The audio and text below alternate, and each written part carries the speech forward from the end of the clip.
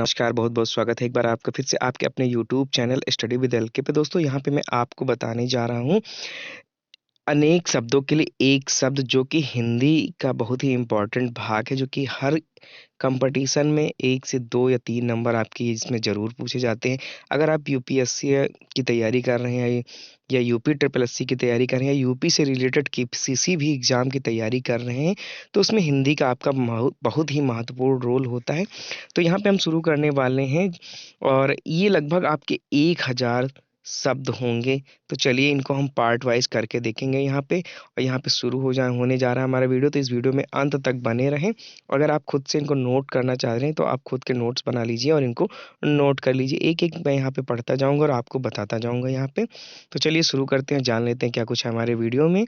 तो सबसे पहला जो सेंटेंस है वो उसमें कहा गया है कि अंडे से जन्म लेने वाला। तो अंडे से जो जन्म लेने वाला है उसके लिए एक शब्द होता है अंडज। होता है क्या? अंडज होता है। इसमें ऊपर दिखाई नहीं दे रहा है। तो अंडे से जन्म लेने वाले को अंडज कहा जाता है। जो काम करना संभव ना हो उसे असंभव कहा जाता है। जो कम खाता हो उसे अल्पाहारी कहा जाता है। यानी जो बहुत ज़्यादा कम खाता हो उसको अल्पाहारी कहा जाता है। जो अवश्य होने वाला हो उसको अवश्यंभावी कहा जाता है। जिसे सूंघा जा सके उसे आग्रेय कहा जाता है। अधिकार या कब्जे में आया हुआ अधिकृत कहलाता है। जिसका वर्णन ना किया जा सके वो अवर्णनीय होता है। जिसका संबंध अध्यात्म से है उसे वो आध्यात्मिक कहलाता है। अपने जीवन पर लिखी गई कथा क्या कहलाती है? अपने जीवन पर लिखी गई कथा आत्मकथा कहलाती है। जिस पर मुकदमा चलाया गया उसे अभियुक्त कहा जाता है। जिसके पास कुछ ना हो उसे अकिंचन कहा जाता है। दैव अथवा प्रकृति द्वारा होने वाला दुख आधिदैविक कहा जाता है। सांप बिच्छू के जहर या भूत प्रेत के भय को मंत्रों से झाड़ने वाला ओझा कहलाता है।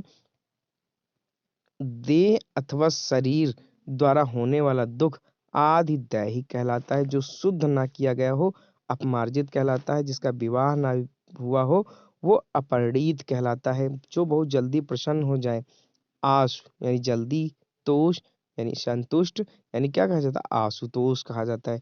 जिसका निवारण न किया जा सके जिसे करना आवश्यक हो वो अनिवार्य कहलाता है।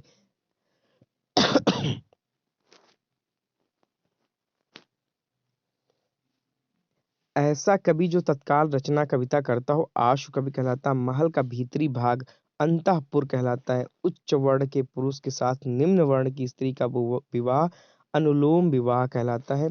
निम्न वर्ण का पुरुष एवं उच्च वर्ण की स्त्री का विवाह प्रतिलोम विवाह कहलाता है।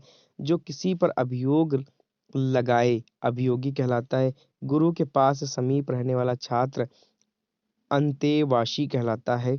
जो अनुग्रह कृपा से युक्त हो जिस पर अनुग्रह यानी कृपा किया गया हो अनुग्रहीत कहलाता है।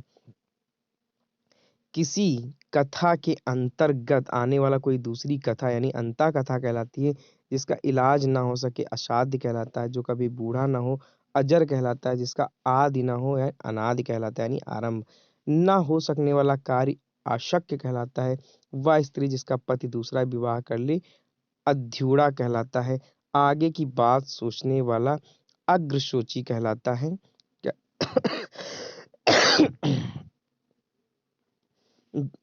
जिसका दूसरा उपाय नहीं वो अन्योपाय कहलाता है। कनिष्ठिका और मध्यमा के बीच की उंगली अनामिका कहलाती। पूर्व में लिखे गए पत्र का स्मरण स्मरण कराने हेतु लिखा गया पत्र अनुस्मरण या स्मरण पत्र कहलाता है। मानसिक भाव छिपाना अविहिता कहलाती है। दोस्तों वीडियो कैसा लगा हमें कमेंट करके बताएं और मैं इसके और भी पार्ट वाइज यानी छोटे-छोटे वीडियो लेके आऊँगा जिससे आपको देखने में भी आसानी हो और आप 2 मिनट में कम समय में ही हमारा वीडियो देख सकें। तो चलिए मिलते हैं नेक्स्ट पार्ट के इसी के, तब तक के लिए जय हिंद।